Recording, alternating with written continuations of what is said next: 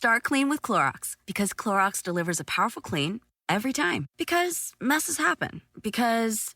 Hey, listen. Remember how you told me to toss those takeout containers before we left for vacation? And you were like, I'm serious. If that leaks over the counter, it'll be a slimy abomination by the time I get back. And I was like, yeah, of course. Don't worry about it. I won't forget. Well... Ooh, yeah, that happens. So start clean with Clorox. Use Clorox products as directed. Rinse after use if in contact with food surface. The living room is where you make life's most beautiful memories. But your sofa shouldn't be the one remembering them. The new life-resistant, high-performance furniture collection from Ashley is designed to withstand all the spills, slip-ups, and muddy paws that come with the best parts of life. Ashley high-performance sofas and recliners are soft, on-trend, and easy to clean. Shop the high-performance furniture in-store or online at ashley.com. Ashley, for the love of home. Hey folks, welcome to From the Vault episode 9, and this week on the main show we have done a power violence or grindcore band called Yacøpsæ. So I thought it'd be quite good to double down on the horror this week and do Terrifyer by Pig Destroyer as our pick from the vault. So yeah, keeping it grindy, keeping it heavy, keeping it nasty, but you know what, they make for a really good pair, so I hope you enjoy.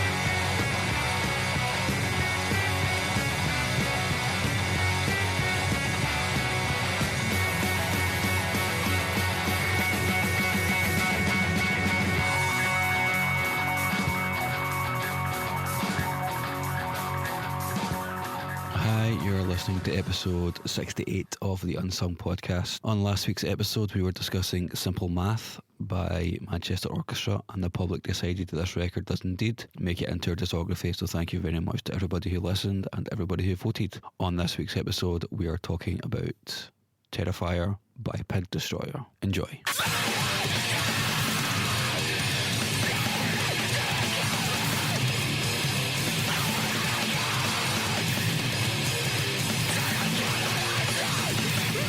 Hi, you're listening to the Unsung Podcast. I'm one of your hosts, Mark Fraser, and I'm joined by two men, one of which actually likes destroying pigs and the other one is fundamentally against hurting them.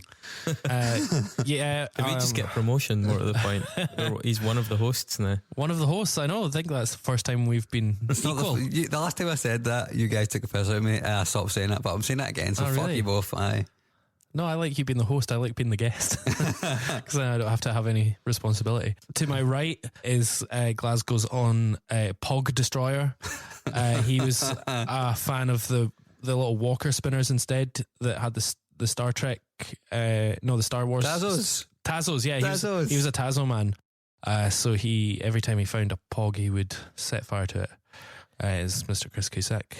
To my left, with some of the most regular bills you're ever likely to meet, is Glasgow's own Fig Destroyer, David Weaver. Yeah, can't get away from that. Do you like I also figs? love dates. And dates. Hey, Yeah. doesn't like a nice date. Hey-o. So what are we doing this week? We've kind of hinted at it, it's in the episode title, but Oh yeah, David, that's true. So David, if you want to tell Not us, a hint if it's in the episode title. So I think Chris really wanted this record as well, but I'm very, very happy to introduce it. We're doing Terrifyer by Pig Destroyer.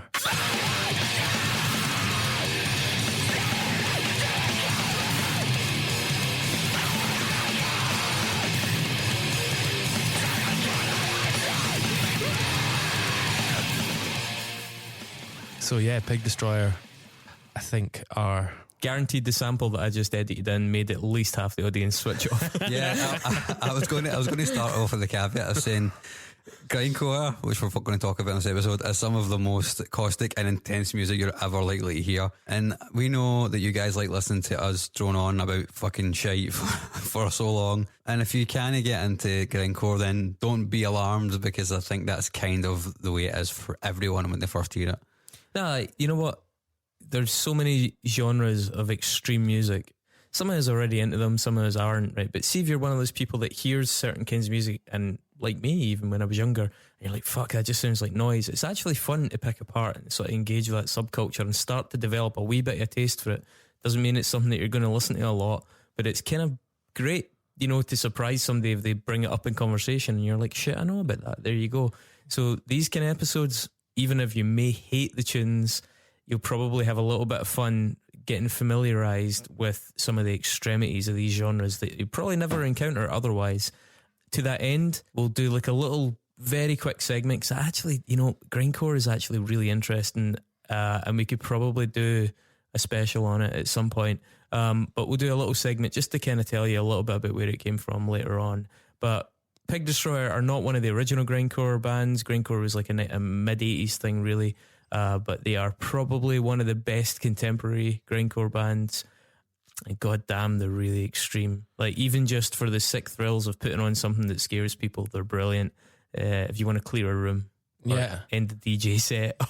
I actually did it last month.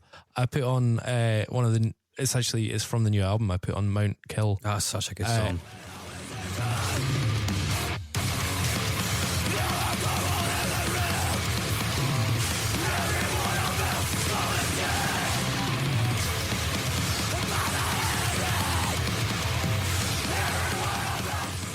From the new record, Mount Skull. Mount Skull, sorry, yeah. And like everybody that had been dancing, and like it was a fairly busy night, and I was like, no, it's 3:00. I want to truly go home right now. So I put this 1 minute and 35 seconds on, and this guy came over after, and he was like, I know what you're doing. I don't like it, but I appreciate it, because it just completely cleared the dance floor. Well, see, that might be... it's so. But apart from like 4 people just headbanging to absolute fuck, that exact quote, "I know what you're doing. I don't like it, but I appreciate it," may well apply to most of our listeners when it comes to grindcore. So it's like, I don't think you're going to enjoy it. Really, it's pretty niche, but there's a lot of interesting stuff around it. It might be also good to front load this a little bit by saying, we've done some extreme stuff before, like most notably black metal, right? Which a lot of people listen to, and I'm pretty sure most people don't really enjoy the music that much. Those guys look like metalheads. Pig Destroyer look like the most fucking normal guys on earth. Like, they are not at all anything like you would imagine them to look. Well, I mean, Scott Hall's pretty ripped. Yeah, he's also ripped, fucking. He's also a computer scientist. I mean, like the most normal guy ever. Yeah, I mean, they're one of those bands, a bit like Dillinger Escape Plan and Converge, that play in these really heavy scenes but look like normal people, and that's kind of cool. And there was a big thing of that for a while as well, where like Botch as well, and even Mastodon to some extent. You know, it's like stepping away from some of the kind of tropey stuff, and making the metal seem a little bit less corny. Yeah. Funnily enough, you know, we're trying to like give you an insight into the kind of shit we watch and listen to during our week. It's kind of a grindcore themed last 7 days, because David and Mark, you guys went to see Daughters, who certainly early on were kind of seen as being like a bit like hipster grindcore.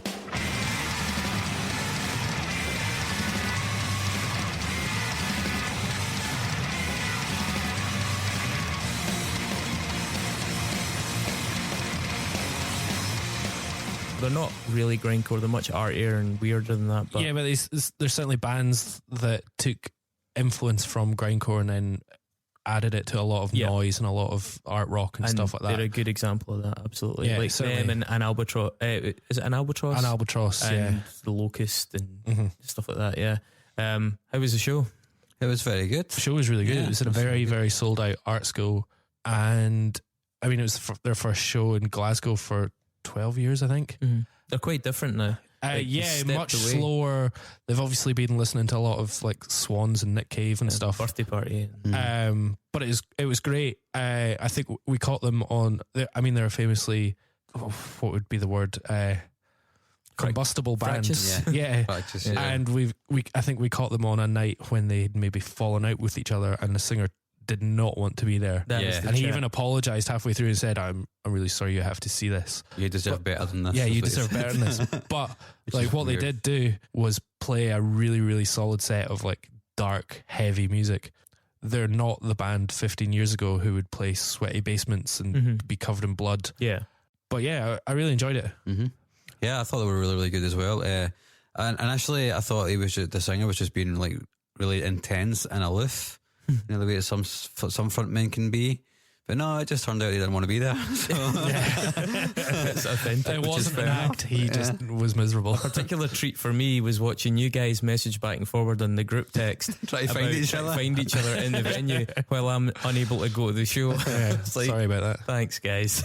But on the flip of that, though, I'm going to see a Spanish band called KLS tonight.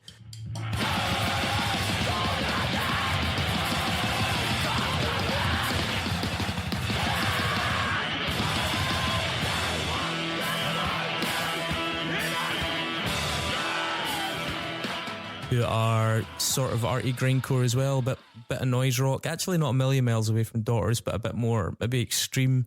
Like to play in the middle of the floor with the crowd round them. Pretty fantastic band. Should be pretty good. I've got one of their vinyls down there. They also have some of the best covers going. Very old school. So it's been a grindy week. It's been a sunny week in Glasgow. It doesn't happen very often, and pleasant. everybody's useless. I know we had our Easter weekend, and everybody was drunk for 5 days. Yeah, so. it's like people are just wasted by 9 p.m. Like the clubs are all empty because everybody's passed out halfway down the street. We're really not used to it. And by the way, sunny for Glasgow is between 22 and 24 degrees, which is like jacket weather for Spain. Yeah. Yeah, I was talking, there's a grandma work from Australia, and she was like, is this it? and we were like, everybody came in on Tuesday, and like 3 of the lasses that I work with were like red. They'd been totally fucking sunburnt. Amazing. And she was like, she just looked the exact same, and she's like, this is like my winter. In fairness, though, all of our ancestors were criminals. Yes. Yeah, exactly. So Don't let her talk down to you, Mark. I wouldn't, because like Scots, she knows what it's like to be oppressed by the English. Well, it's a big day. It's a big day for that. Nicola Sturgeon making some noises about another referendum we can lose. The day after St George's Day, interestingly. And Brexit's and Halloween. It's all lining up perfectly. So what was your first foray into grindcore then, Chris? My first actual foray into grindcore was probably Pig Destroyer. I didn't really warm to the genre early on, but I heard this album when it came out in 2004, and something about it really captured my imagination. I think I liked the vocal approach a bit better. It took me a while to get used to the... Took me a while to get into that. That's kind of an acquired taste. Absolutely. And you have to suspend your disbelief a little bit to really enjoy it. But I kind of worked backwards. I got into this. I got into some of the more arty stuff, or hipster grindcore, including stuff like Locust, who I saw at King Tut's in Glasgow, and they were sensational.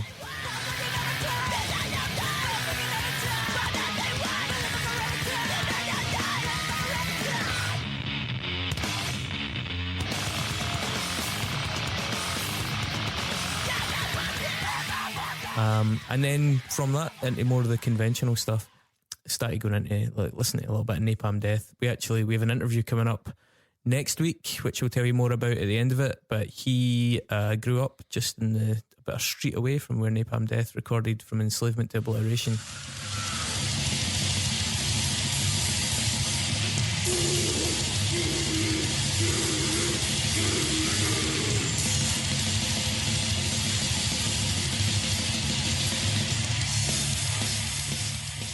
And Scum, I think. So it's even more grindy this week. But yeah, I kind of worked backwards and then just started to... A lot of, like, before we set up here, we were listening to a band called Soylent Green, who are not grindcore per se, but they're one of many, many, many bands that have adopted many of the features of grindcore, especially the blast beat.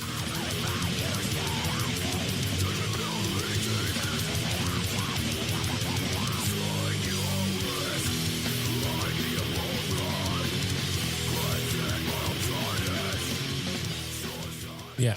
The blast beat was really Mick Harris's innovation, and then which is something we've seen, go through a lot all of the metal. All of the metal. It's a key part of black metal. It's a key part of a lot of everything, really. Yeah, you probably won't even consider that it didn't exist at one point, that it was just suddenly this lunatic from Birmingham started doing it, and people were like, whoa, that's fast. You're Then going other so people fast. took up the challenge and started perfecting it. It's very physically difficult to do as well. Physiologically, it's hard to do. And I think though you can hear in the technique the stress that it puts on the body to do it, and it does contribute to the music, because even just your brain hearing that is like, holy shit, that's like every limb hitting a drum at once, the speed of a drum roll for other bands, and that does contribute subconsciously to your sense of, oh my god, this music's exhausting. Yeah, and that's why I'll talk about this later in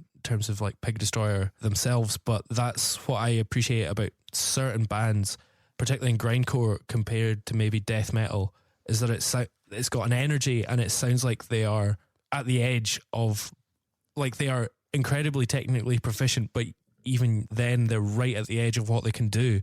Whereas, quite a lot of the time you'll hear some, very complicated, very heavy death metal, but it also sounds like, they're sitting down in a studio playing it, just going through the motions. And that's what grindcore and especially Pig Destroyer really have, is like, it sounds like they're definitely standing up in the studio going as fast as they physically can. I think a lot of people, like you said, warmed to grindcore from like early 80s death metal because they wanted something even more extreme, as you say, because there was sometimes, I mean, death metal can be pretty full on, but grindcore is just another notch up. Yeah. Mark, you had heard a bunch of grindcore stuff, but somehow missed Pig Destroyer. So I always found Napalm Death and stuff like that to be really, really difficult to get into when I was younger. Is that because their songs are sometimes 4 seconds long? That's actually, I love stuff that's really fast, so no. No, but I mean, like, I'll put on, is it Dead? It's a whole thing. You Suffer is the shortest song ever recorded. Yeah, I'll put on the single You Suffer in this space here. That was it. And you didn't even need to edit that space. Yeah, I mean, usually 15-second samples. I could play that song many, many, many times. Yeah. But I found it to be too much. Although I'm a punk and I really like hardcore punk, and I kind of grew up listening to that and the knots, I guess. The kind of metal that I really enjoyed was stuff like metalcore, like Yacøpsæ Engage and all that, which ended up going off in a kind of weird power metal-ish direction, which I didn't really, but I kind of fell out with it, and I kept getting more and more into hardcore. As I got more into hardcore, I started to find more kind of cross-punk bands, and that kind of primed me for liking things like Converge, who I then later got into, and I said in the Converge episode that they weren't one of the, I never used to like them, but I think Crust is a really good midway point between like probably on the more hardcore side of grindcore as opposed to the more metal side of grindcore, I'd say. Yeah. Maybe we could just do this brief history and then certainly. So like Mark's touched on a lot of it there, like grindcore as opposed to probably its mortal enemy black metal, grindcore came out of punk really instead of black metal, which is obviously descendant of the metallic kind of tropey stuff that we spoke about, like Venom and things like that. So in the mid 80s, the hardcore punk scene was getting harder and harder and harder in terms of the execution of the music. People were getting better. There were loads of bands kind of push the boundaries there, bands like DRI, things like that, Discharge. Bands that love the metal as well, you know. Yeah, absolutely. So there were things kicking about like crust punk. The crust punk still sometimes sounds like grindcore. I used to go and see a lot of crust stuff at the 13th Note in Glasgow, which was pretty famous for that on the tour circuit. Some of those bands, by the way, just don't have homes. They just tour 340 days a year, have a few days off to get drunk in a park. And that is their lifestyle. It's pretty amazing. And grindcore does owe quite a lot to that. Those bands have a lot of time for groups like Napalm Death and stuff. And I think an interesting consequence of it coming from punk, especially in the 80s in the UK, is that grindcore's traditionally quite ideologically aligned with the left wing. It's quite liberal in its stances and things. It's quite politically charged in terms of human rights, anti-globalization in some senses, lots of things about government corruption. Like there's a lot of that, a lot of anti-war sentiment in it, which again is quite diametrically opposed to a lot of the attitudes in black metal, which was quite notoriously right-wing, as we covered the previous episode. But yeah, so hardcore, things like power violence as well, which was another evolution in terms of the extremity of punk rock at the time.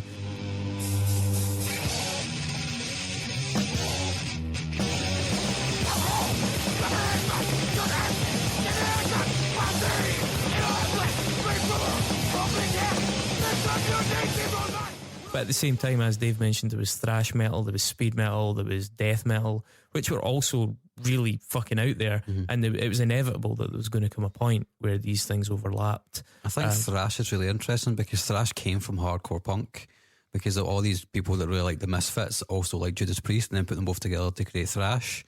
But then like grindcore comes out of thrash and hardcore, kind of being joined together almost. I think it's really incestuous and weird the way it worked, I think.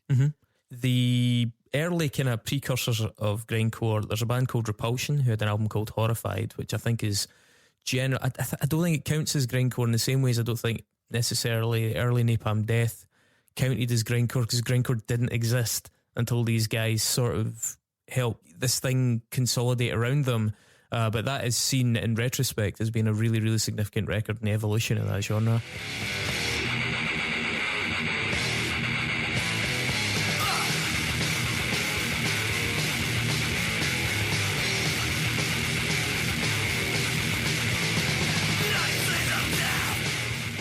There's a band called Siege, who never really left New England, but yet have this massive role to play in terms of the influence they brought to bear, especially in the members of Napalm Death, and their dedication to pushing for faster and faster and faster.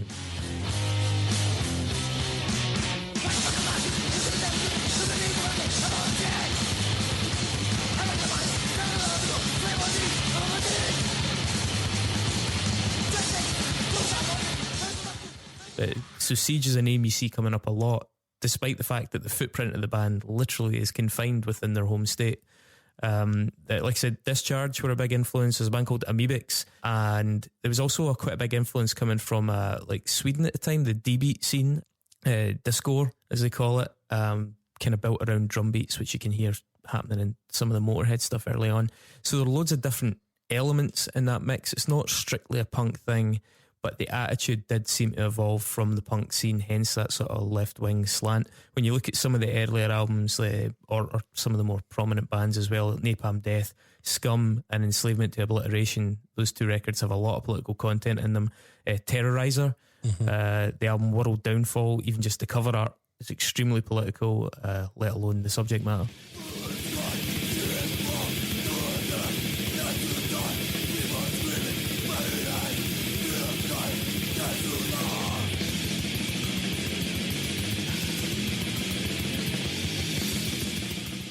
Brutal Truth, extreme conditions demand extreme responses. It's a very political record, as are a number of theirs, including a really excellent, slightly later one called Sounds of the Animal Kingdom as well.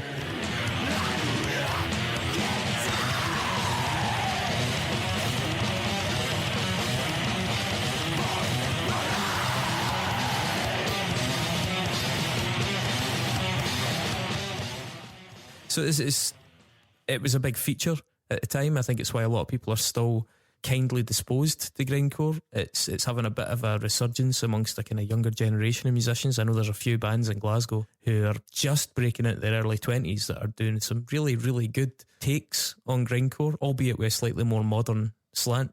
But they're clearly drawn to it somewhat by its politics as well as its extremity. As we said, with black metal, that can quite often work the other way, where you want to like it, but you feel you have this slight guilty thing going on. It was funny when we were doing the black metal research how many times they shit on Napalm Death because they fucking hate them. Absolutely hated them. There's a record label from England called Earache, started by a guy called Digby Pearson, which has become legendary, yeah. But its first ever full release was Napalm Death. That's first ever album release, that is. And you know, at the time, the music, some people didn't know whether to take it seriously or not. When Mick Harris, the drummer from Napalm Death, started doing blast beats, people were like, is this a fucking joke? What even is this? Yeah, what is this? This is ridiculous. And then Pearson really liked it, put his weight behind it, as did another very, very prominent figure in the British music scene, John Peel, who picked up on Napalm Death early on and played a huge part in bringing them to the masses. John Peel's featured them in the show. There's Peel sessions that are really, really good. There's quite a few songs, but they've grouped them together in bunches of 2 or 3 at a time. And here are the first 3. The last of them is called Dead. The one in the middle is called Prison Without Walls. And we start with The Kill.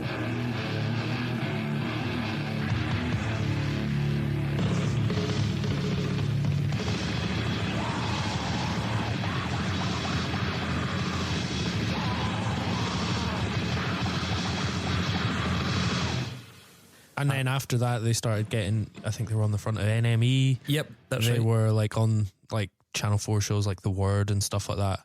There was an undeniable novelty value to them. Yeah, but there absolutely. was For also- the mainstream, people were like, haha, look at this is mental. But then for a lot of people, they were like, oh, yeah, no, this is actually really Yeah, credible absolutely. and progressive and weird. There's a film called Slave to the Grind, which you can't get stream online, but you can buy the DVD from the gent that made it.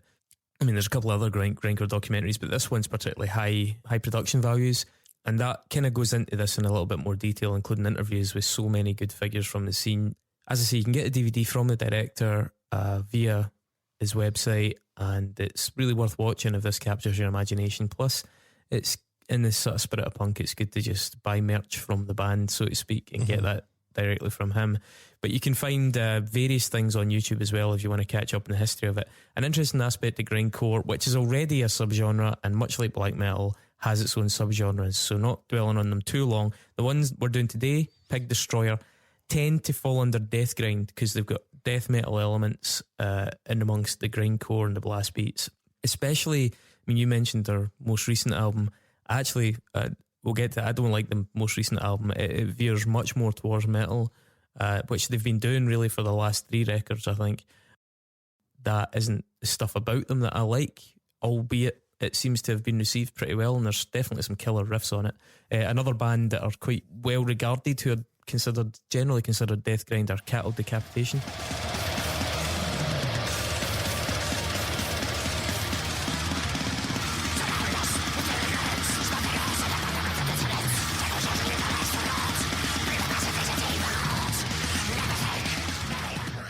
Also really political band, and another fucking intense name. Yeah, but I mean, Cattle Decapitation are hardcore vegans, and Pig Destroyer are hardcore. They don't like the police, so it's not all farmyard violence. In fact, none of them are. That's right. Promoting farmyard violence in any way. It was originally going to be a Cop Destroyer or Cop Killers. Cop Killers. Yeah.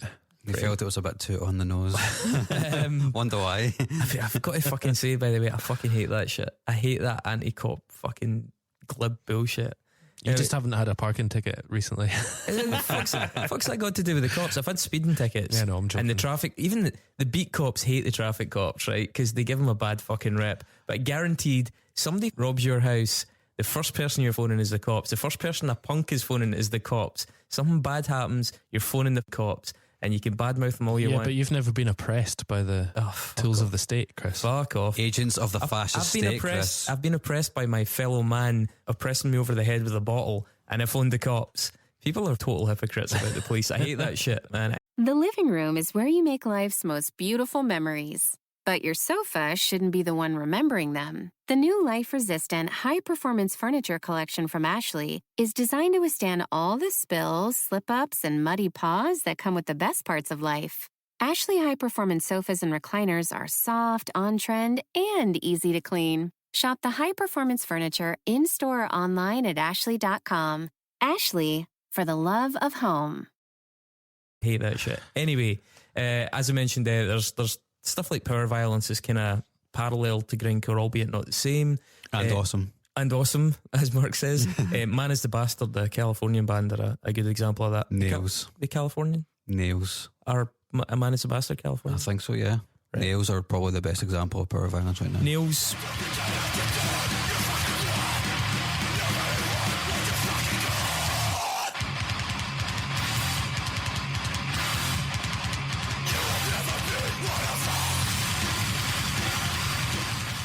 Who are pretty modern. They have elements of grind in them, but they don't generally get considered it.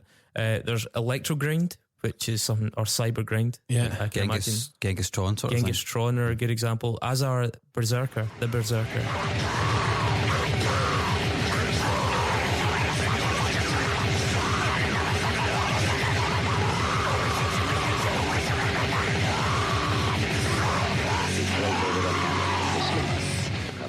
Who I believe at one point had the world record for the fastest human drumming. Yeah, fastest drummer. Yeah, I mean, he was triggered to fuck, but like he actually but he played it. Yeah, but it was played very fast, and he also wears some killer masks. Yeah, and I remember I got I think it was in a Metal Hammer or Terrorizer CD-ROM, and it included a Berserker MP4 QuickTime video, and it was just like pictures of them dressed up as monsters playing in a quarry, and then just images of like injuries. Yeah. And I was like 14. I was like, my God, what is this? Which is brilliant, because that brings us to gore grind, which is grindcore with an emphasis on the gore. And the absolute granddaddies of this are Carcass. Carcass were peers of Napalm Death, whose sound has changed significantly since. Reek of Putrefaction is super famous.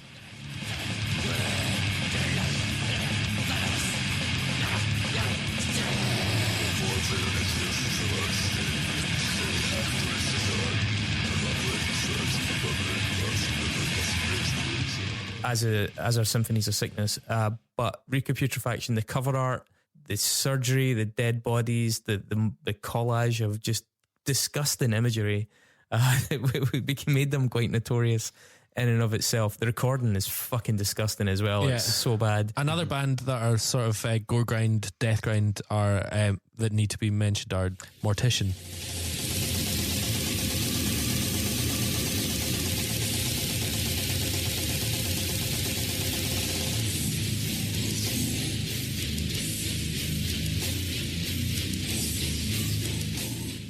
Yeah, are truly majestic as well.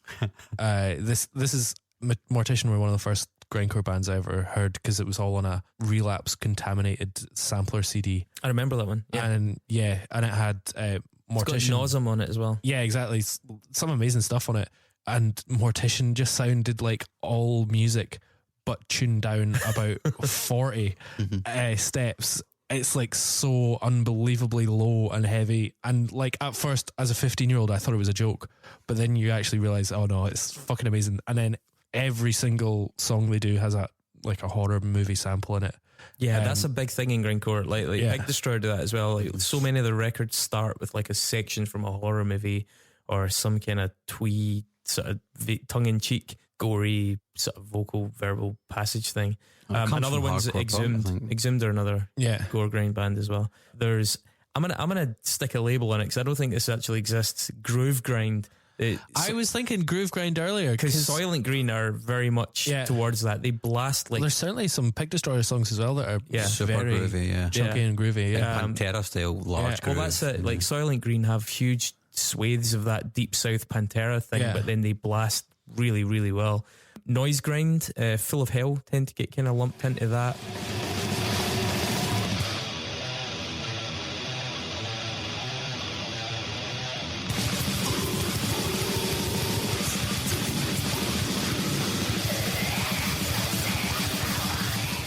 Full of Hell, as my flatmate always says, Full of Hell of completed metal, because they are just the most fucking unbelievably intense band. Like, I find them really hard to listen to because they are just fucking a cacophony of noise. Yeah, well, but noise grind. People love that shit. That KLS that I'll see tonight as well are also kind of noise grind. What else do we have? Blackened grind, so like early Rotten Christ. Rotting, not rotten. Scumpulse as well. Yeah, another cracking name for you. We've got Porno Grind. Porno Grind. Possibly the worst of the genres. Porno Grind, which, as you can imagine, lyrically and aesthetically focuses on grotesque porn.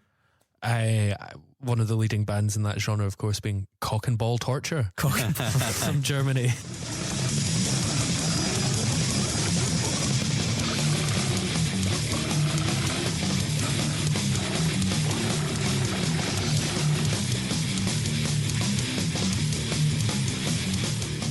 Yeah, and Gut was the only other one that I could find consistently getting decent sort of feedback. That film, Slave to the Grind, doesn't feature Porno Grind because the director, Dave, he made a comment about it kind of fucks him off a little bit because it detracts in terms of its puerile shock value from the actual shock value of Gore Grind. Yeah. I mean, this all sounds really ridiculous. I know, I if you're love making your dinner while we're talking about this. Other names that we haven't mentioned, ones that are contentious, maybe Bolt Thrower.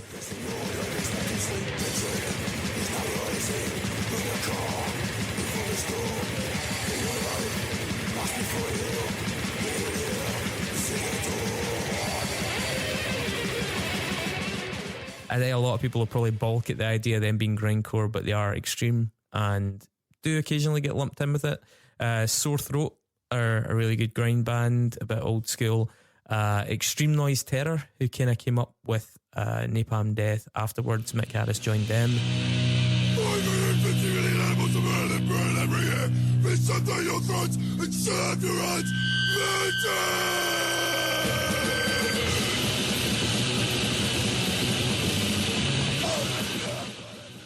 And they just wanted to make the most full-on music they possibly could. And one that is controversial, and we could do an episode of such interesting stuff about them. Anal Cunt. Yeah. Yeah, Scott Hull was in. Yeah, lead us on to Pig Destroyer. So Scott Hull from Pig Destroyer was also briefly, very briefly, a member of the band Anal Cunt.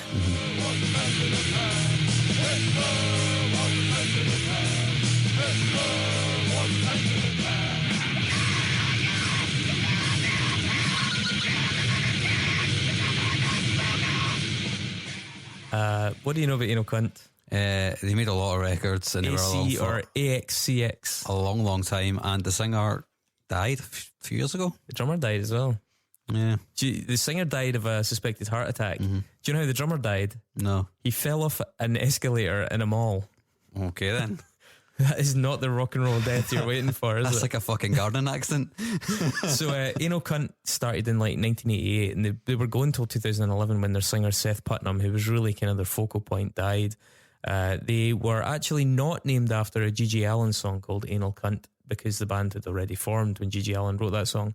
They had a total of 8 albums, including one called the 5643 EP, which was conceived as anti-music, which it was to contain no riffs, no beats, no discernible lyrics, and no real patterns. It is just anti-music. It pretty much says it all.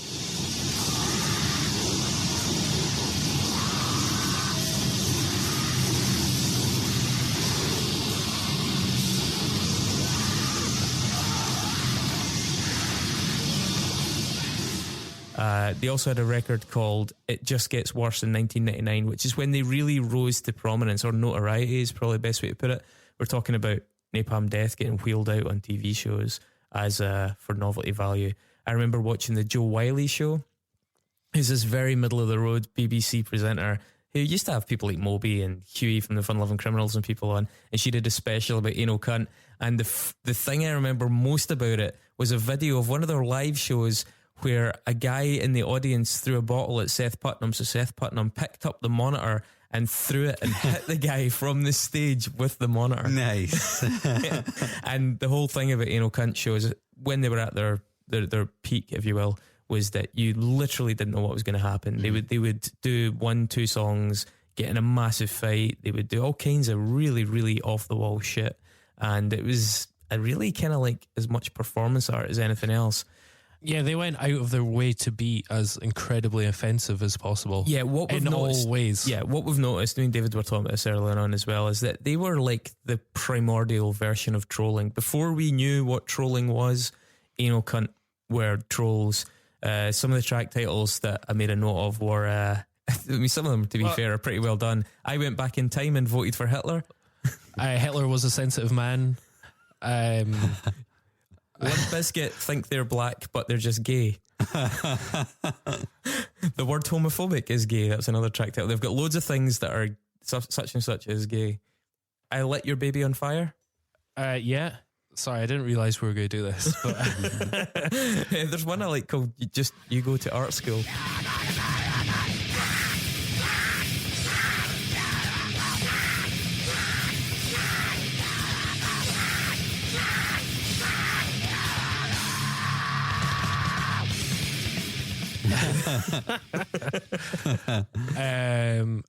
I Made Your Kid Get AIDS. That's a classic. I mean, it's I mean, it's 4chan before there was 4chan. Exactly, that's it. They're completely trolling. They're not serious. They are, but they still courted, and by trolling in that way, I mean the things about women. What was it? Women, Nature's Punch Bag was one of the names of one of the songs. I mean, there is no fucking way these days you are ever going to get away with anything, trolling or not. that is like that. But they also had that song. They released an album called Picnic of Love, which is then a parody of themselves. And it's just like he sings in falsetto, it's acoustic guitar, and like the tracks include I Respect Your Feelings as a Woman and a Human. I love your heart, mind and soul. I never think of anything cheap. I'll read you some of my poems before you go to sleep.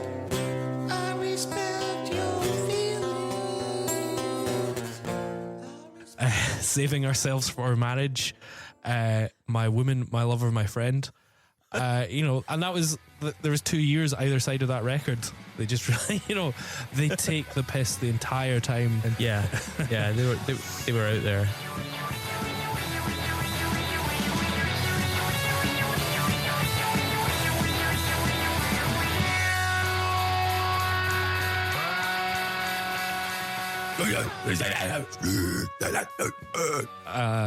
Sorry to interrupt. I actually did my own grindcore band when I was at university. Recorded it in my bedroom when I should have been studying. And the only place that those tracks are on is an old hard drive that is corrupted. And the only way that you'll ever hear Swarm is if you give me enough money to go and get that corrupted hard drive fixed. So that is my plea to you, to hear David's bedroom grindcore band. If that's not a tempting offer, I don't know what is. The fact he referred to himself in the third person, yeah, exactly, makes it even more.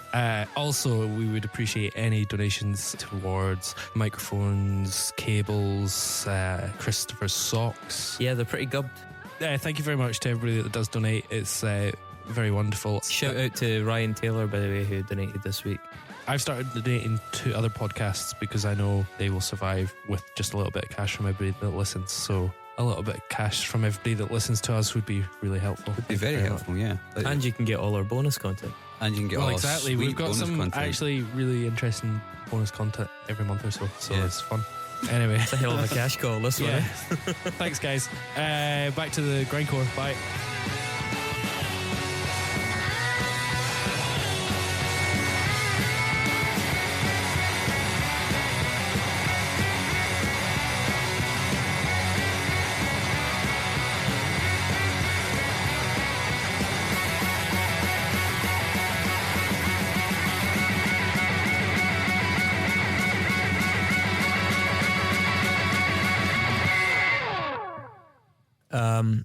Another band that's an offshoot of Pig Destroyer, also via Scott Hull, is Agoraphobic Nosebleed, who I think we've mentioned before briefly. Fantastic band. Yeah, did a split with Converge at one point. Mm-hmm. They did some of the best albums, like just in terms of length. They released one track on a mini CD, which was 20 minutes long, and it had 101 tracks on it.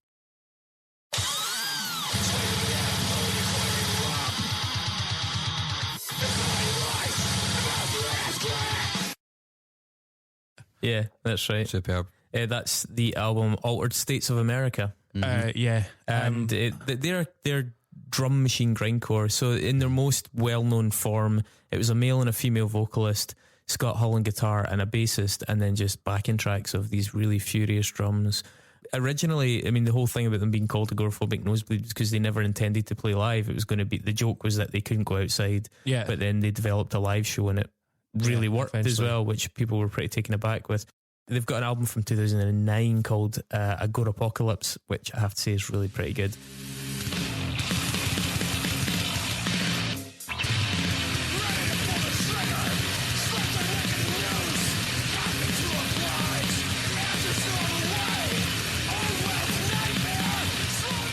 It's like, but it doesn't do what they used to do. You know, they used to kind of take metal as extreme as possible, and that's what their 2002 magnum opus, Frozen Corpse, stuffed with dope, is genuinely an incredible album because it's like they are pushing the limits of everything.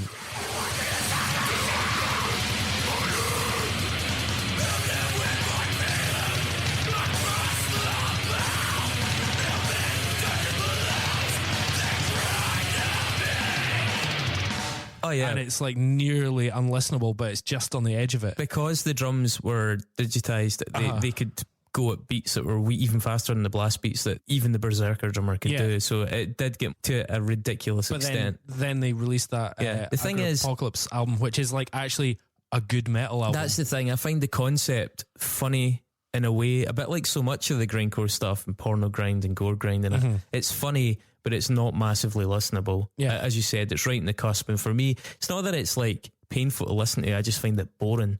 I find it very samey because it's so extreme and fast that it's very hard to hear the distinction. And it takes real skill to produce that.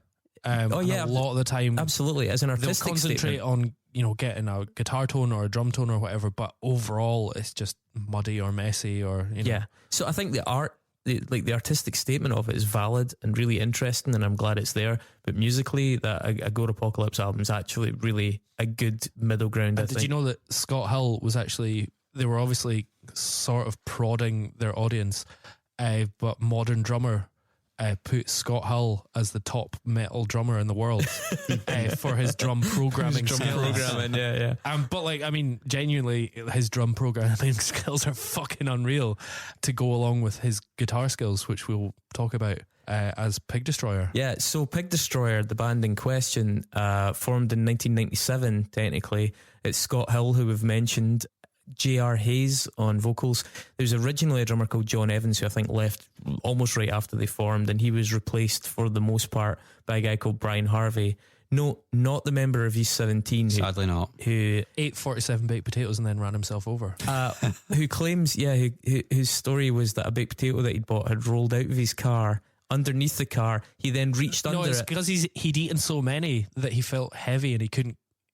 He fell out. I think we've all heard different versions. I heard he was reaching under the car for a baked potato from his shopping and the car reversed over him. Clearly not a suicide attempt. We know that he ran himself over and baked potatoes were involved. Yeah, that's baked all potatoes we know. were involved. Make up your own ending. Choose your own adventure. And as David said, it's Cop Killer or Cop Destroyer was the original intention, but they went for Pig Destroyer.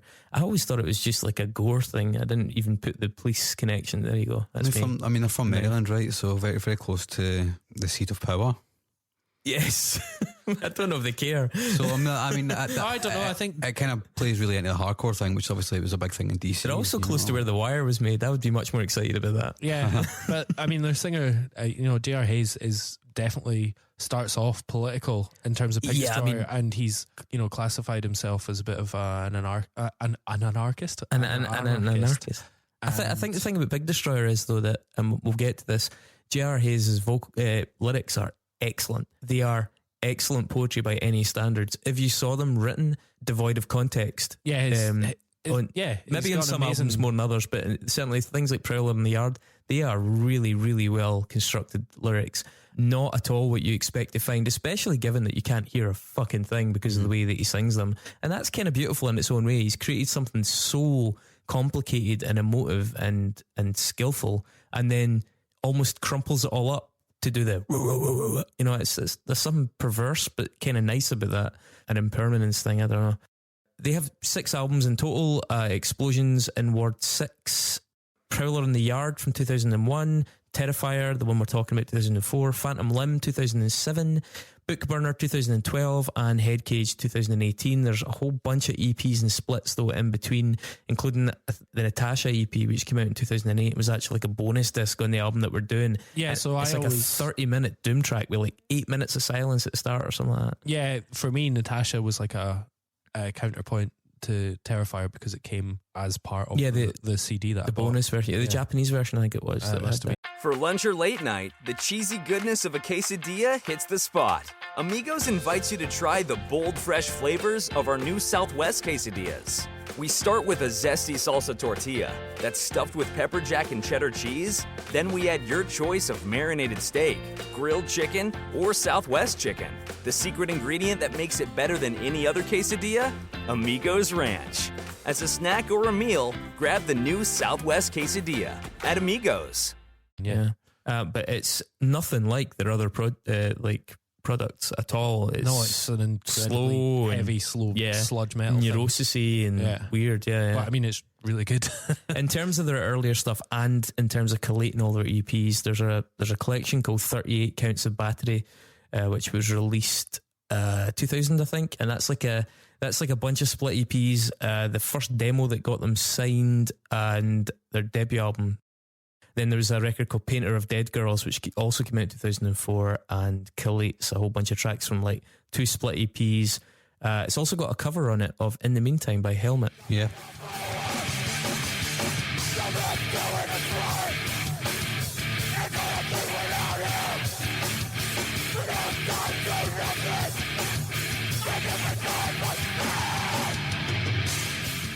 And I think a Stooges cover as well.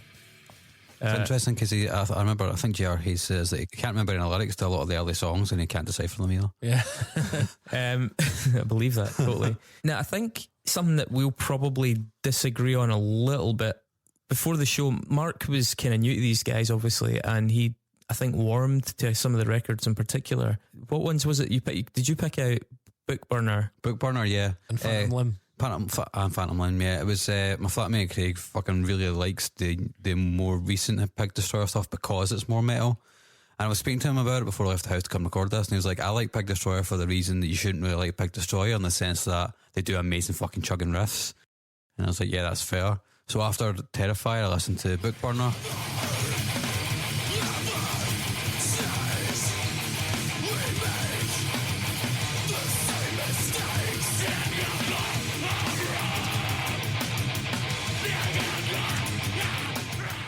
And that was the one that was like, holy shit, man, there's a lot of Pantera style groove in here. There's a lot more thrash. Scotty's clearly fucking loves Slayer because there's so many Slayer riffs across all of their records. It's fucking amazing. I thought Bookburner was particularly good. Phantom Limb is not as good, and I really enjoyed Headcage as well, but it doesn't really feel like as much of a Pig Destroyer record as any of the other ones do. Yeah, I mean, for me, I'm kind of out.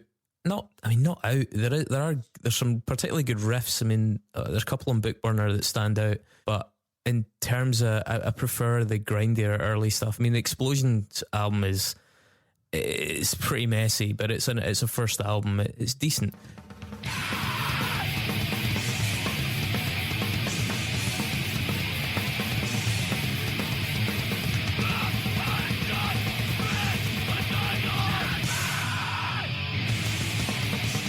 And obviously Terrifyer, because we've chosen it. I was in two minds because the album before that, I hadn't necessarily given Prowler in the Yard anything like the attention it deserved. And when I was doing some research, that was the one that tended to get the votes and the nods from fans and from grindcore fans and for example, the guy that did Slave to the Grind. Prowler in the Yard was a concept grindcore album. Yeah. Which is... I think when it came out, people were like, holy fuck, a band are taking this really seriously. Yeah. Like, technically incredible, but they're also like going beyond sort of the puerile shock value of it. Exactly. And I mean, you look at the album cover and you're like, what the fuck is a woman sawing her own arm off? But is it a woman? I can't remember. It's a kind of androgynous figure sawing its own leg off with other body parts scattered around. But like, genuinely, that entire record is a piece of work that, you know, goes together, and it sounds so sharp and violent that it was a step up for grindcore, like, at that time. Do you want a good bit of trivia? I'd love one. Do you know who that androgynous figure is? Tell me. It's Bobby Steele of the Misfits. Oh, really? Wow. Mm-hmm. Yeah, there you go. Interesting. But yeah, I think the thing is, grindcore had sort of drifted quite a bit off the radar when Prowler came out, and it was a shot in the arm for the genre generally. It was like, wow, the Great White Hope, if you will, use the boxing analogy. Here's this album that's come out that's revitalising this genre. The fact that it wasn't so cheap and sort of throwaway and like kind of puerile, the lyrics are phenomenally good throughout it. Really, really good. Yeah. Some of the bits I'd taken out. There's a song, track 10, called Evacuating Heaven, which actually isn't on the remastered version because they'd lost the file for the vocal, so they didn't put it on it. But if you find the original, the lyrics, certain things fascinate me. First I went blind, then the sun went out. The way you hold a match so steady, how heaven is collapsing under so much joy. That is not what you expect on something that sounds like that. Likewise, on Ghost of a Bullet, the fourth track, which is, I think the entire song is about 20 seconds long, and it includes the lyrics, fingerprints on my eyes like 10 tiny maps to heaven. That's beautiful. That's the standard of the lyrics on this album. They, on their own, are incredible poetic merit. And I think there's something amazingly perverse and likeable about the fact that they're then fucked up beyond all recognition in their delivery. There's also the second track in that, Cheerleader Corpses, is absolutely fucking brutal. It's the first proper track after a kind of spoken word sort of intro thing.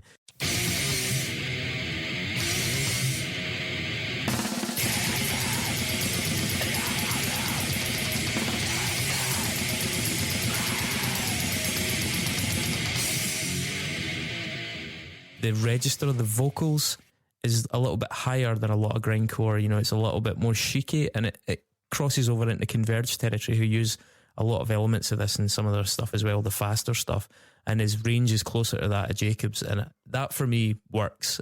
I love that.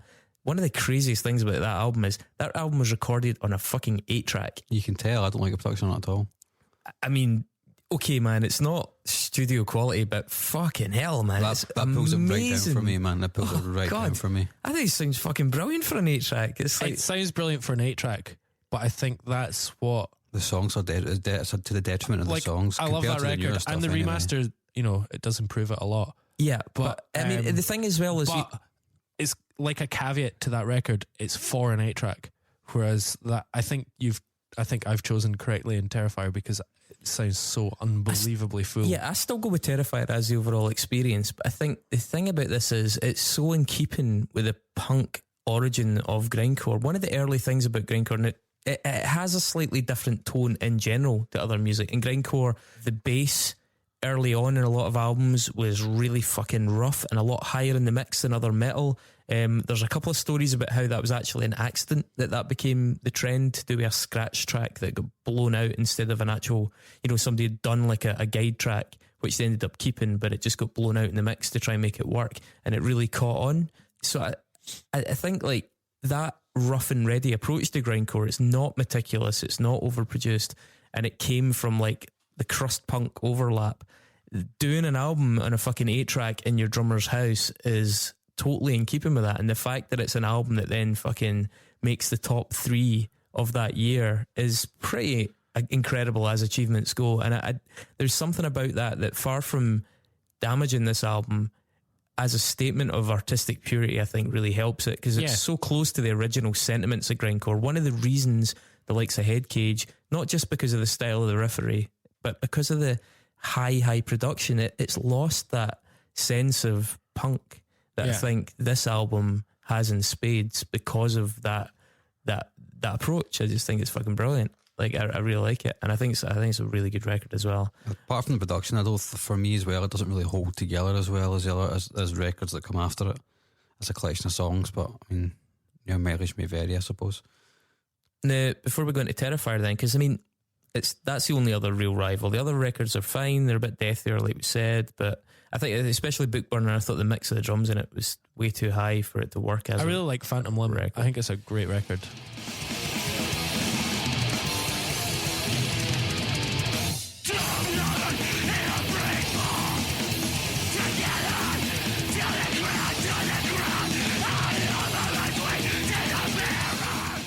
Yeah, it's furious.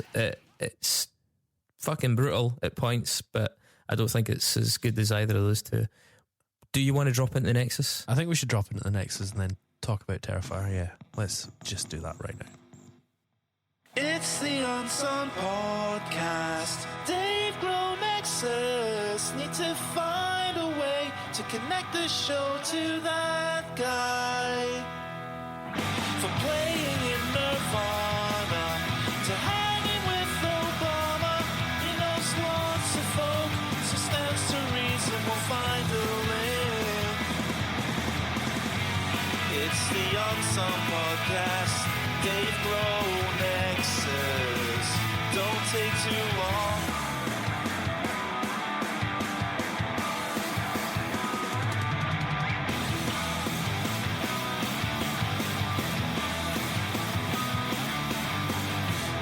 You guys ready? Are you ready? Here we go!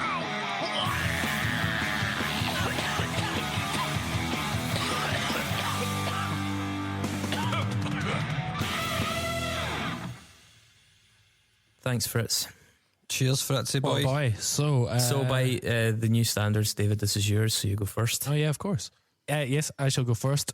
So from 2006 onwards, Pig Destroyer had live electronics and keyboards to put up with their ever expanding progressive sound. Blake Harrison. Their first live keyboardist was Jessica Rylan, who is a sound artist and electronic musician from Boston.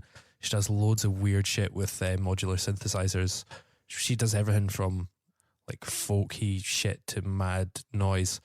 And she has done a lot of work with Wolf Eyes, the experimental music group, who have, I believe, released over 290 records in 20 years. I wish really wish they hadn't. Yeah, I know. Now, of course, Wolf Eyes at one point worked with that other seminal American experimental noise group, Smegma. We're all big fans of Smegma here. Heyo. Yep.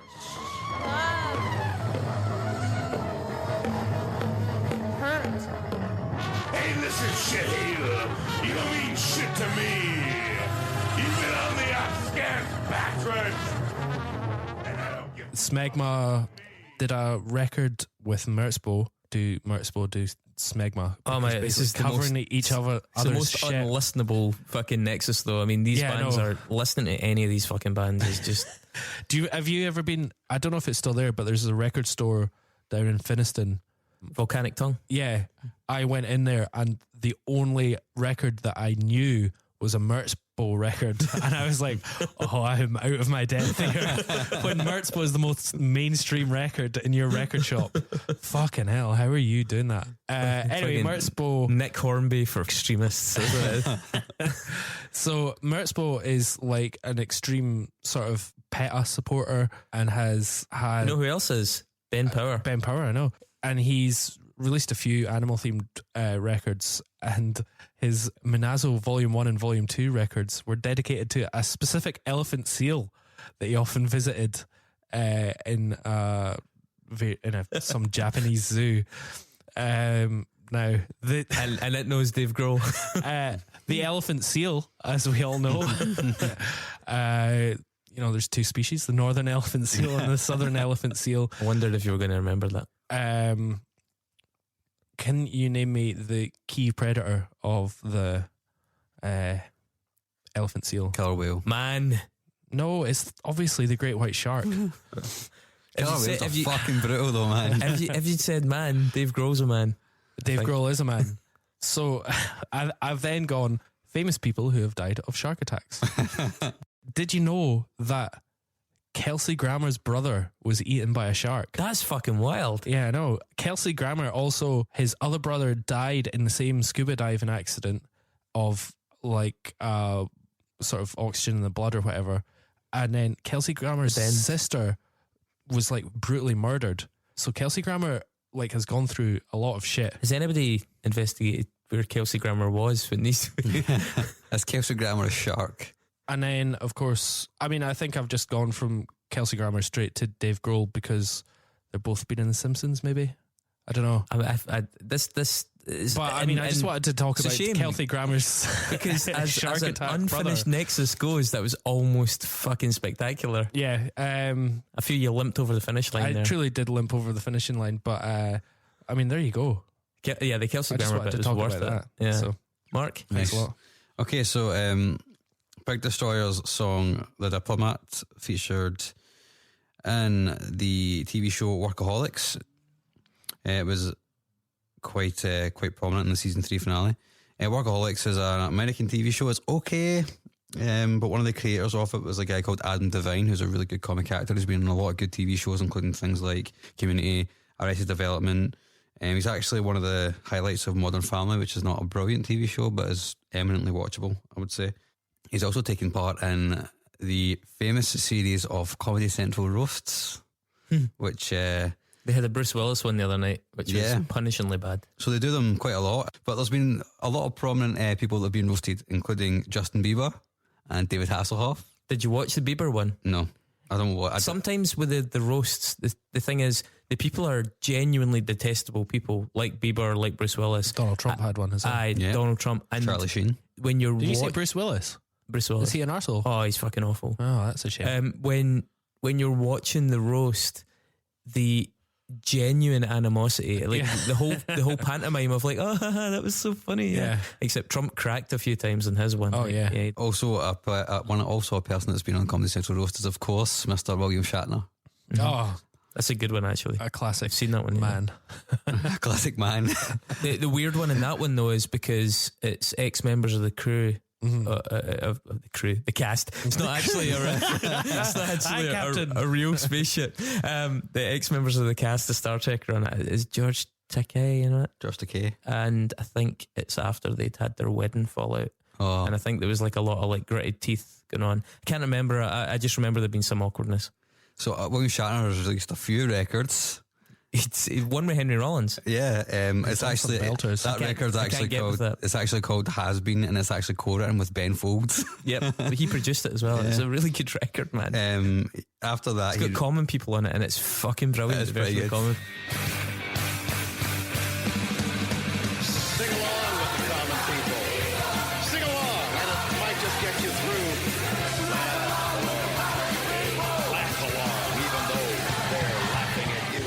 After that, this is just another weird fact. It's not my connection, but it's another strange thing. After that, he released a record called Exodus and Ontario in 3 parts, and it's basically like a Jewish record.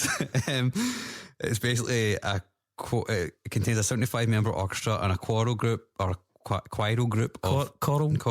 350 singers accompany him in reading the Bible and his Haggadah passages. Utterly bizarre. He's an artist. He's a true artist. The end of the album That's what he features Shatner reading the priestly blessing By to the an way- ovation from the audience. Who do you think's going to go first, Sean Connery or William Shatner? Sean Connery. Sean Connery. Sean Connery? Okay. Shatner's still up and about. After that record, 2011, he released a David Bowie inspired record called Seeking Major Tom. And who plays guitar on that record but none other than fucking Zach White? Dave Grohl. Fucking what a tease that was. Yeah, but Zach Wild is probably Dave. Well, Zach Wild kind It's of probably Dave Grohl. probably is Dave Grohl. Yeah, he kind of got involved in a feud with in magazines in the early 2000s with Dave Grohl because people were accusing song One by One has been a rip-off of an Ozzy Osbourne song, which is totally bizarre. Really? But in recent years they've played together on stage a bunch, including one which is all over YouTube, which is a cover of NIB by Sabbath with Foo Fighters and Zach Wild playing guitar. Righty ho. Scott Hull was also in Anal Cunt in 2005. Seth Putnam, the vocalist from Anal Cunt, did vocals on Pantera's album Great Southern Trendkill. Oh, good record. Pantera, by the way, 1983 album. Have you seen the cover of Pantera's Metal Magic? It's superb. Holy shit. That is a peach. Diamond Darrow, not Dimebag Darrow. It was called Diamond and Darrow. their dad was managing them and producing the records then as well. Anyway. Superb. So None more metal. Seth Putnam, ironic Nazism, references to Hitler, meets Phil Anselmo, straight up, legitimate white power fanatic. Phil Anselmo, by the way, when he was 14 years old, burned his parents' house down by accident during a prank. Of course he did. There you go. But Phil Anselmo was videoed shouting white power during a concert. Just drank too much white wine. And Sieg Heil. And he claimed that it was a joke because he'd been drinking white wine.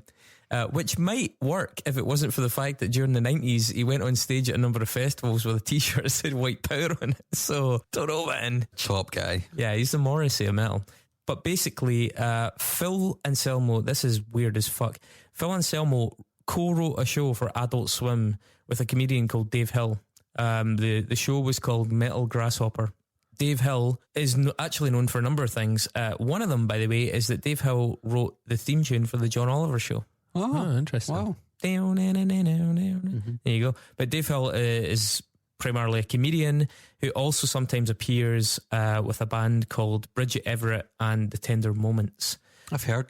Why have I heard of that name before? Bridget Everett and the Tender Moments is a supergroup which, amongst other people, features Ad Rock from Beastie Boys on bass. Okay. Ad Rock was in the Beastie Boys. Mike D was also in the Beastie Boys.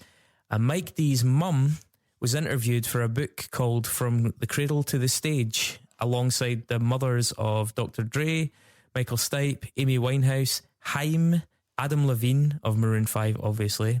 And that book was written by Virginia Hanlon Grohl, the mother of Dave Grohl. Oh, wow. My goodness. I thought you were going to say Mike That D is good. he was written a book called The Lady's Choice. I don't even know if that's a joke or not. There's a lyric in a Mike D in a Beastie Boys song, and he says, "My name is Mike D and I'm the lady's choice. All right. You want to get next to me like Rolls Royce?" Hey, here we go. Right, great work, everybody. Let's get Fritz back in the go and talk about Terrifyer. All right, you guys ready? Are you ready? Here we go.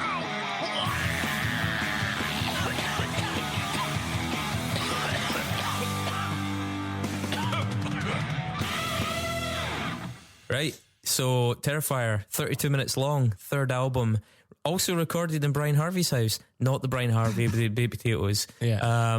And produced by Scott Hull. Although I did see on Wikipedia that it's written as Brain Harvey's house. And apparently the process took like almost 2 years. They didn't go fully professional until very recently, so they were all holding down jobs. He's still holding down a job. Is he still? Yeah, he's still a computer fucking operator for the local government in Maryland. I read an interview with them from about 4 or 5 years ago, and Scott Hull was just like, I don't want to get any bigger. Like, I'm happy with this. I've got a nice balance of, life and touring. I've got a family that support me going out. This is how it is. Yeah, they're the kind of band that headlines smaller stages. Like, they appear down the bill on a big stage, or they've headlined a few smaller stages. Yeah, at fairly big festivals. I think if they played in Glasgow, they'd probably do a decent size. Yeah, easily. I wish they would. Yeah, I know. I don't know if they've ever played here or not. Not sure. I wasn't into them love to see them when they might have. Are you listening, guys? Probably Please, not. Please donate money, actually. So yeah, I mean, we can do it. There's so many fucking songs in this album. We don't need to do every track, but I mean, what's interesting is I was reading some like reviews, not from publishers, but like just users on like Metal Sucks Net or whatever, and like it's getting 9 out of 10, 9 out of 10, 10 out of 10, 10 out of 10, and then you can obviously see the grindcore purists come out and go, yeah, totally. Oh, people are liking this. Oh, I'm going to take a big shit all over it then. And they come out and they're like, oh, it's too clear, or it's fucking like the vocals are too high and blah, blah, blah, or it's too well produced. I agree, and I prefer this album, and I think the production's brilliant. Just the right amount of brilliant. But I would say that is also, as I mentioned with Prowler in the Yard, that's one of the reasons that some people really like it as well, because it's truer to that kind of... And you understand that people who really, really, really fucking love a genre, or, and are really, really into exactly what grindcore is. An aesthetic. Yeah, and love the sort of muddier sound or whatever, and blah, blah, blah. And I get that. And I understand that, but also I could never, ever be that person because I like other things too much. Totally, but for me, I like this album is just like the shining example of what this genre can be. But without doing it to death, I think everything is converging towards the pristine. Everything, like every genre, no matter how dirty it started out, whether it's punk, whether it's grindcore, whether it's metal, whether it's black metal, they're all converging towards this pristine trend in production, and I can kind of see how that gets fucking boring. It's like everybody's got these pristine kick drums with a sample under it, thanks to the software, which is why I prefer my black metal old and crusty to Well, these guys are just the grindcore equivalent, exactly, of Weaver.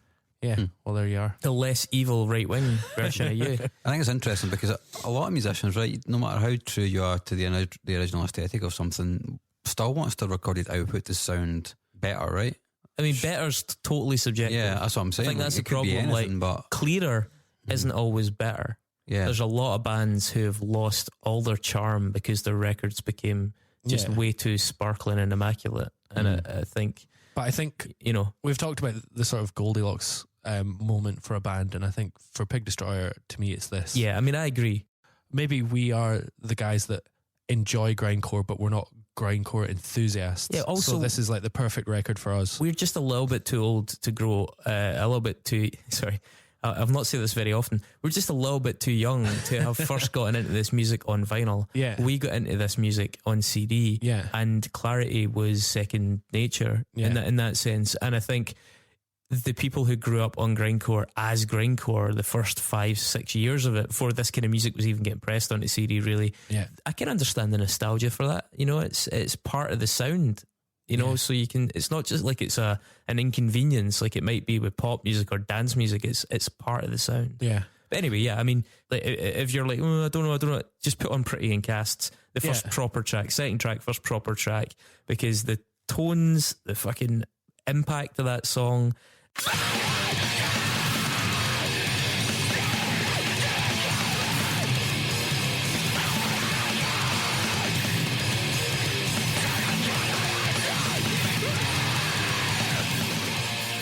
The overall roundedness of that as a Pig Destroyer track and featuring and showcasing all the different facets of this band. What a fucking tune that is. Yeah, the riff at 40 seconds is a face melter, and then there's going to be a lot of that. The riff at 8 seconds, the riff at... and then the slow one at 9 seconds. I've actually got a thing. I've actually got in my notes somewhere is I'm getting a bit bored of saying every riff is a Beezer, but it's true. Yeah, totally. Most of them are. Yeah.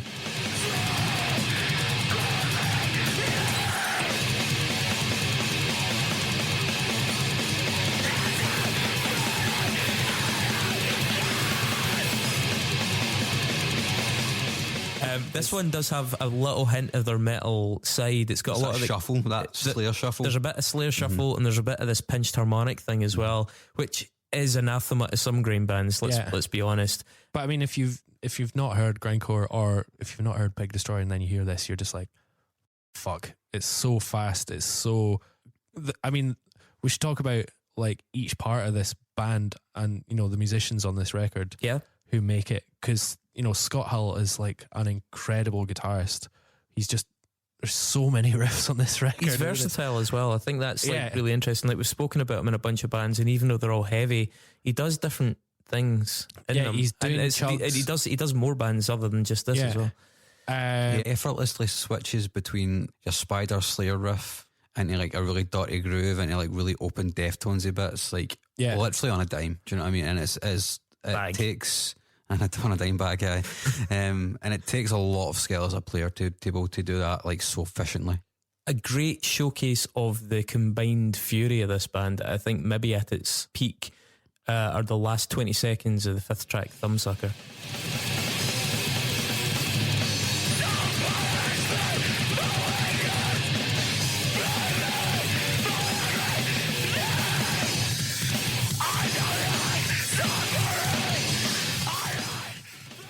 It's some of the heaviest music I've ever heard at the end of that track. Yeah, the staccato at the end is and also the ride cymbal, and you know the drummer Brian Harvey on this record like holds it together, but he's pushing it so hard, and I think that's what the band are. And we haven't even talked about the vocals, the sound of them so extreme, but then the lyrics are really fucking deep and dark and weird. I will say though, lyrically, this album isn't as good as Prowler. It doesn't make a fucking bit of difference because you can't hear any of it.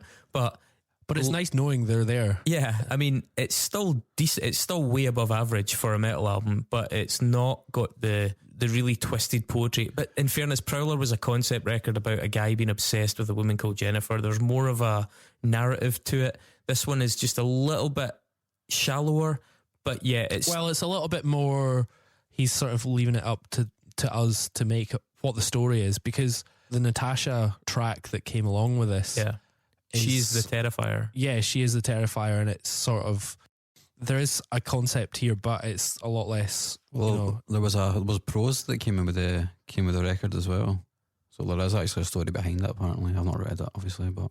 Well, I just, lyric for lyric, I didn't find this quite as impressive, but that said, it was still good. But like, for instance, on like Crawl of Time, I can feel the glacial crawl of time like a dull razor carving up my face. I can feel the last drops of youth lingering inside. I write another love letter to another heartless girl. I hate that mixed metaphor, and I hate the incel quality of that. I write another love letter to another. And that's what an interesting part of this was. It's really, and I suppose that's something we haven't talked about at all, is like grindcore and grindcore's relationship with women. a lot of these records deal with violence against women, but it's from a very storied, weird perspective, as a plot.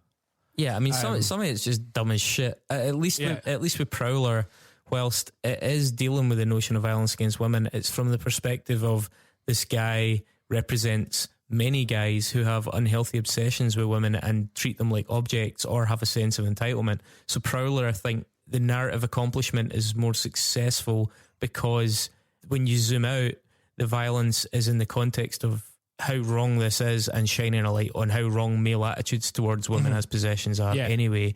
Whereas I think in this, that's not as apparent. So I think some of the lyrics in this record, you don't know what the perspective is. You don't know if he's talking as the guy or the girl, and it totally changes depending on where it's coming from. I suppose going back to the music. Yeah, I mean, Grave Dancer is a standout for me. It's a bit more rock and roll in the riff, but it's a really, really good tune.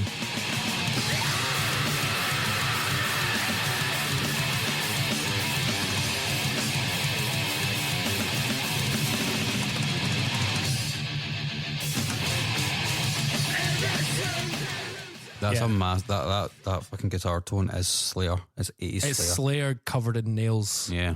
And it's got a proper hardcore breakdown. That's a 3-minute song. Yeah, I know, but it's like a total epic for the minute. I think one of my favourites on it is the song Lost Cause, which comes right after that as well.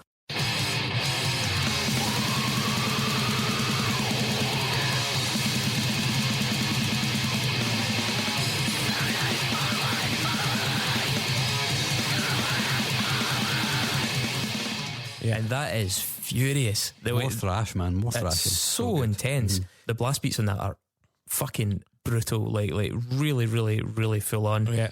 Even Sour Heart's really great. It's got a chug at the end. Absolute chug at the end. Yeah, I tried the sugar for that one as well. Yeah.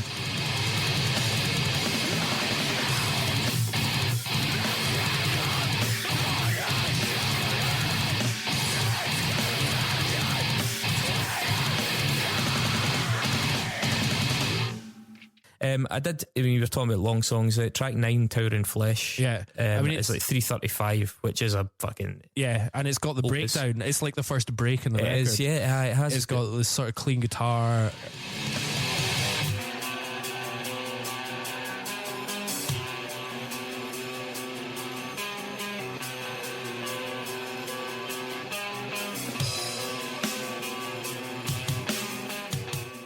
Even though it's like a screamo, it's like a screamo section. I was going to say, that segue that it's got in it is like, it's a bit more hardcore screamo vibe to it with the way the vocals go. But then it all kicks off, goes fucking mental, and he shreds a solo out, and you're like, oh yeah, it's like the first riff in that song. Like this is probably my favourite song on the record because the first riff in that song is proper. It's like in fact, a few of the riffs are like sweet picking and chug at the same time almost.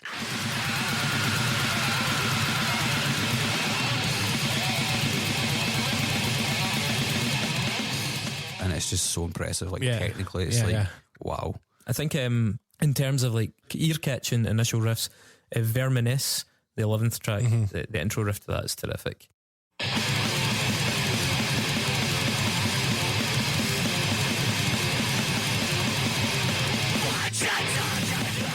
Carrion Fairy as well. It's the most deathy, I thought, that one.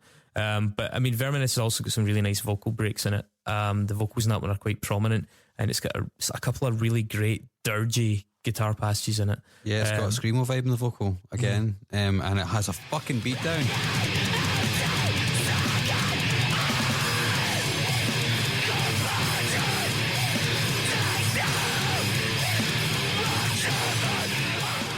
It's a fucking beat down at the end. See, that's something about Pig Destroyer that I think puts them just a little bit ahead of some of their peers in that they vary the vocal delivery, and it saves everything sounding so because bands like Nosm and stuff, it's pretty tough going after a while. Yeah, that's it. Like, they'll have some amazing riffs and they'll have some really cool tracks, but then you listen to more than 7 songs and you're like, it's very similar. Yeah, I mean, for Pig Destroyer, this and Prowler, that's me set. I don't need more albums than this. There's so much in that. I'm not sure there's much more to be done. I'd go to another band rather than have multiple albums by the same it's just me. I disagree in that I think that they're exploring enough sonic range that they're not going over the same thing again and again, and that's what I like about the 3 records after this. Well, they're definitely trying to find some new territory. Yeah, they're finding new territory, and it's really interesting. It might not be quite as interesting as this, but it's still, at least it's not the same. Yeah. The next level after this is probably something like Weekend Nachos or Full of Hell. Like they're the next level of grind, like taking it to the next conceivable level, which is more noisy. Yeah, or Fuck the Facts as well, and your stuff. Other highlights on it, Downpour Girl, which has quite a slow, sizable riff on it. That has the best beatdown on the fucking record. In fact, it's probably the best beatdown they've got in their entire catalogue.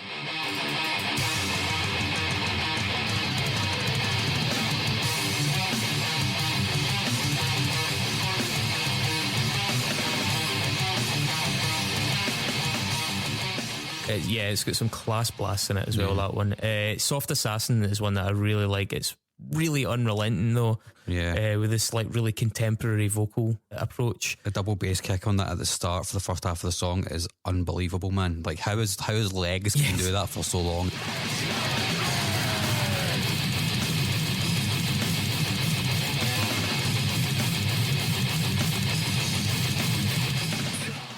Crippled Horses, the 18th track. 18th song. Fantastic riff. It's kind of actually slightly jaunty for Pig Destroyer. It's death metal. It's Scandinavian death metal, man. It's got a Mastodon ending as well. You listen to that last, like, was it 30 seconds of that tune? It could easily be a Mastodon riff.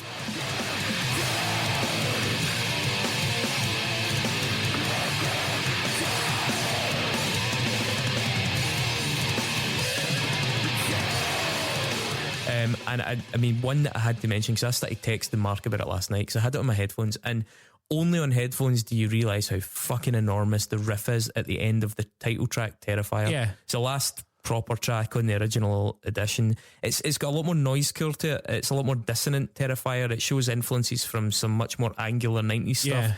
It's really clever, a very considered song, with stuff, with elements from everything from Converge through to Jesus Lizard, and the way that the dissonance is arranged. It sounds so evil. Oh my god, it's fucking unreal. Oh, the final riff on that, man, is so fucking huge. Yeah.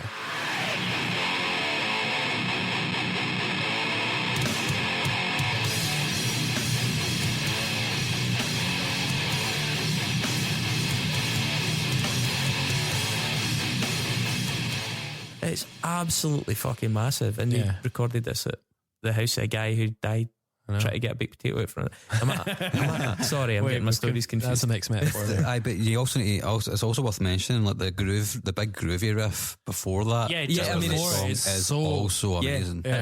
That's true. I mean, it's a fucking great record. I think it's their best record, but I do recognise the reasons that other people prefer Prowler, and I'm sympathetic to that. But I think because, first of all, this is the first one I get into, and we've spoken about the kind of bias that gives you, but also because I grew up in an era where Clarity was slightly more to the fore. I think I'm just inherently biased towards this one. It's a fucking great record for the style of it.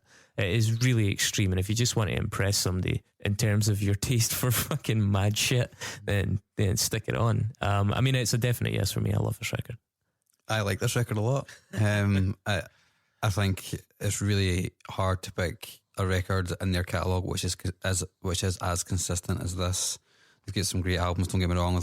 They've probably got some great moments. Yep, they've probably got songs, individual songs on Bookburner and Phantom Limb which are better than some of the songs on this, but this entire collection holds together so well, and I think it's paced very well. And I know it's really weird to say that about a grindcore record which is just 32 minutes of like complete chaos. But there's slow bits where there has to be. And I like that about it. Plus that intro's fucking terrifying. Yeah, it's pretty nasty. Yeah. It's one of their better samples. Yeah. But it's a yes for me. Oh, good. And it's obviously a yes for me. I think like the best sort of aggressive music, like, you know, Dillinger or Converge in their peak, it's incredibly technically adept, but it also sounds like they're playing right at the edge of their technical ability, and that it could fall apart at any moment. And that's the energy that nails it for me. Funny you should say that, by the way, because there's an Anal Cunt song called Dillinger Escape Plan Are Gay. Yeah. But yeah, mad, weird genre. amazing band, and this is their best record. Yeah, and even if you fucking hate this music, please just enjoy the voyage of discovery. It's just, it's, you know, consider it a nature documentary. You're studying some other. But I mean, if species. you ever occasionally like Slayer, then just think of this as Slayer, but so much more. We've got something a little bit special next week. Finally, we are doing an interview with the man whose name we've dropped at least twice in this episode alone, Benjamin Power of Fuck Buttons and Blank Mass. It's going to be a couple episodes within a week. We're going to give you a Friday, Tuesday double dunt on the main bulk of the interview, and then we'll follow it up the following week with an episode where Ben's nominated a few records, much like we did with Jonah Matranga, and he's brought a few to the table, and they're really good choices, really interesting choices. Interview went really well. I was absent. Mark was away, so we had to ridicule him somewhat in his in his absence. In my sick bed. But yeah, we hope you'll tune in for that one. It's going to be Friday, and then the second part of that on Tuesday, and then the mixtape the following Friday again. And after that, we'll go back to regularly scheduled programming. Yeah, excellent. Well, go and listen and go and vote. We'll figure out this voting fucking problem later on. But yeah, just go and vote. If you can't vote on our Facebook page, which might be a possibility at this point, just go to the link on the website and you can vote there. And if you find that option too cumbersome, do let us know and we'll try and figure out another way of doing it. Yeah, and tag somebody into this episode that you know likes extreme music. Can you also just, whoever's editing this, just pop You Suffer by Napalm Death in again? One more time. Keep doing it. Just here. And that was it. Great, thank you. You're welcome. Goodbye.